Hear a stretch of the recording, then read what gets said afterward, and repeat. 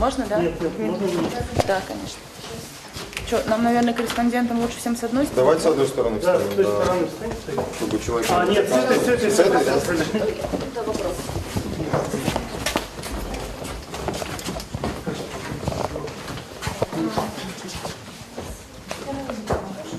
Я готов. Готовы? Да. Дмитрий Латкин, пресс-служба городской администрации. Очень коротко оцените итоги прошедшего круглого стола. Чупров Владимир Алексеевич, руководитель энергетической программы Greenpeace России. Мы удовлетворены итогами круглого стола, который прошел в Усинске сегодня, 19 августа. Мы услышали точки зрения разных сторон.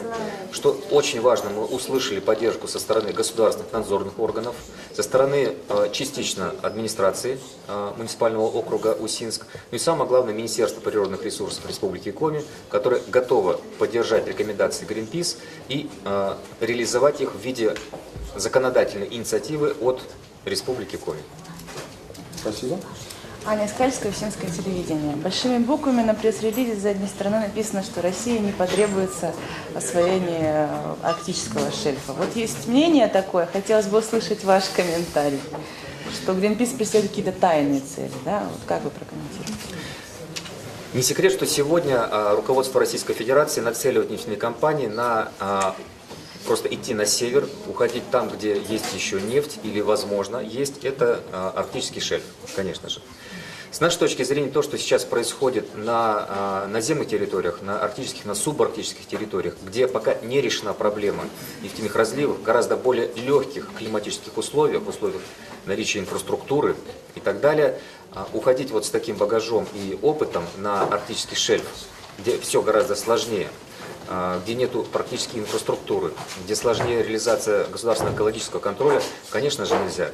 Поэтому наша задача в том числе не только совершенствование законодательства, но и каким-то образом еще раз убедить руководство страны, федеральный уровень, в том, что сегодня есть альтернативные пути, альтернативные способы получения нефти, нефтезамещения, в том числе за счет прекращения утечек нефти. По некоторым оценкам, это 1 миллион тонн нефти, которые страна теряет ежегодно в виде нефтяных разливов.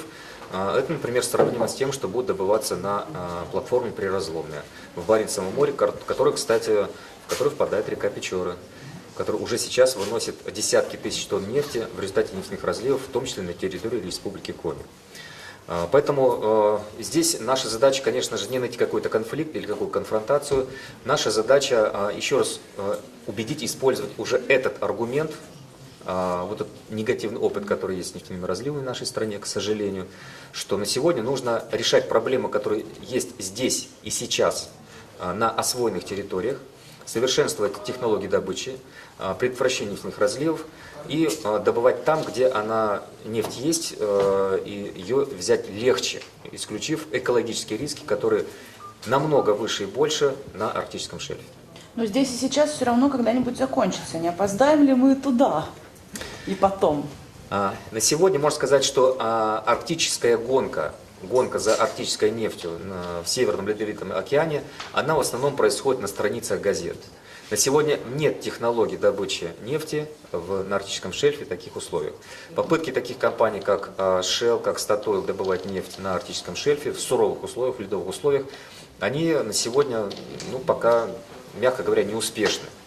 Например, Норвегия вообще запретила добывать нефть в ледовых условиях. То есть можно представить себе, что на сегодня технологические компании, да кто угодно, там страны, человечество не готовы к таким проектам на шельфе. Поэтому это в основном слова. И если говорить о том, как делить арктический пирог, на сегодня есть конвенция о международном морском праве, которая четко закрепила, что все, что находится в 200-мильных эксклюзивных экономических зонах приарктических государств, любых прибрежных стран, на сегодня это исключительная юрисдикция прибрежных стран. То есть на сегодня это исключительное право Российской Федерации исследовать моря Лаптевых, Чукотское море, Баренцево море, Карское море. Здесь никакой конкуренции нет, поверьте, и в МИДе, и в правительстве Российской Федерации, и в Кремле это прекрасно знают. Спасибо. Владимир Алексеевич, Алиса Науменко, издательский дом «Нефть Ивана Пичева». Знаете, у меня такой вопрос.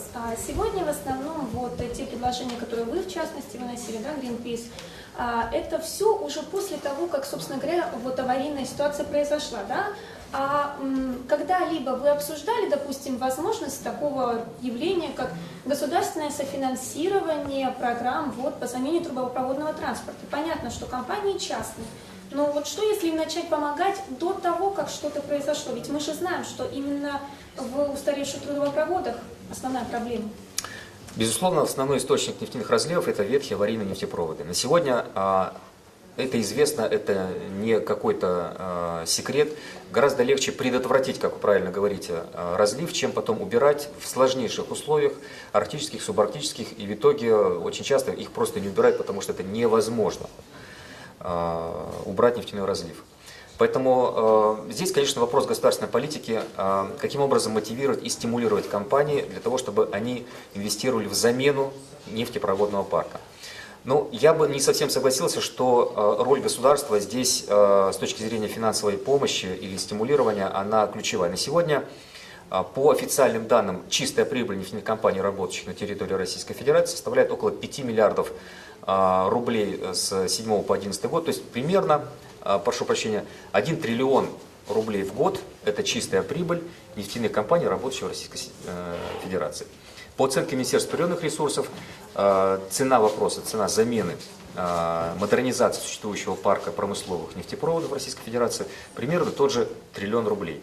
То есть если эта программа рассматривается в течение нескольких лет, то в принципе это часть прибыли, те 10-20% прибыли эквивалента, которые могут составить стоимость реализации программы по замене нефтепровода. То есть на самом деле вопрос в том, как убедить компании, ну да, придется решать вопрос, за счет чего и каким образом убеждать акционеров о том, что чистая прибыль, которая будет подлежать разделению между акционерами, она будет меньше на те самые 10-20%, которые я говорил.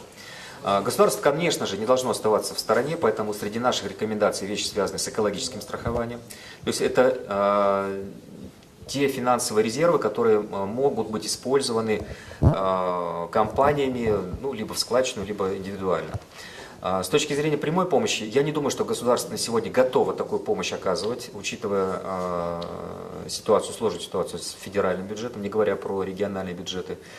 Поэтому здесь, скорее всего, речь должна идти о налоговом стимулировании. На сегодня государство готово к такому стимулированию. На сегодня, по оценкам различных экспертов, 10-12 миллиардов долларов эквивалентов в год – это налоговые льготы, которые получают нефтяные компании, но, к сожалению, это льготы, которые идут на стимулирование открытия новых месторождений. Это новые трубы, это новые разливы и так далее. Поэтому, с нашей точки зрения, вот этот пакет налоговых льгот, который на сегодня составляет сотни миллиардов рублей, вот он должен быть переориентирован как раз на стимулирование вот этих вещей. Тем более, что механизмы есть, тем более, что государство уже сейчас вводит налоговые льготы для экологических программ. И более того, в Республике Коми это тоже присутствует. Поэтому, отвечать на вопрос, могу коротко сказать, что да, государство должно принимать в этом участие через налоговое стимулирование, его переориентирование с открытия новых месторождений на ремонт существующего нефтепроводного парка. Спасибо. Владимир Алексеевич, в свободном доступе размещена информация, в частности, вот, что Генеральная прокуратура России взяла на контроль расследование дела о возможных нарушениях природоохранного законодательства в национальном парке Югы-Туба. Ну, речь о небезызвестной Баевске зеленых, рыбалке и так далее. Можете прокомментировать? Поездка была, это были сторонники, сотрудники Greenpeace, которые прибыли с визитом в национальный парк Юга-2.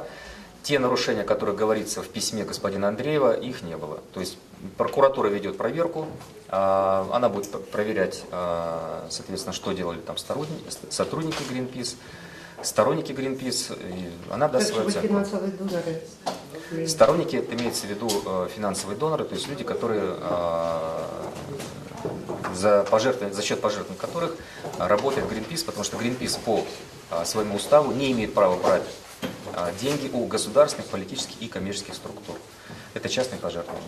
Ну, значит ли это, что они и спонсируют национальный парк? Национальный парк спонсирует единственная структура, это государство. Это федеральная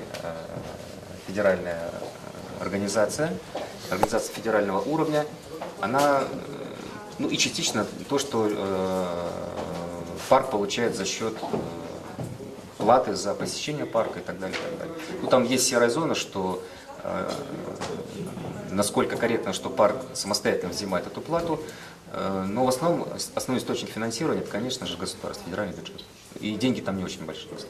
Спасибо. Газета «Усинская ночь», Наталья Сидорова. А, это вы.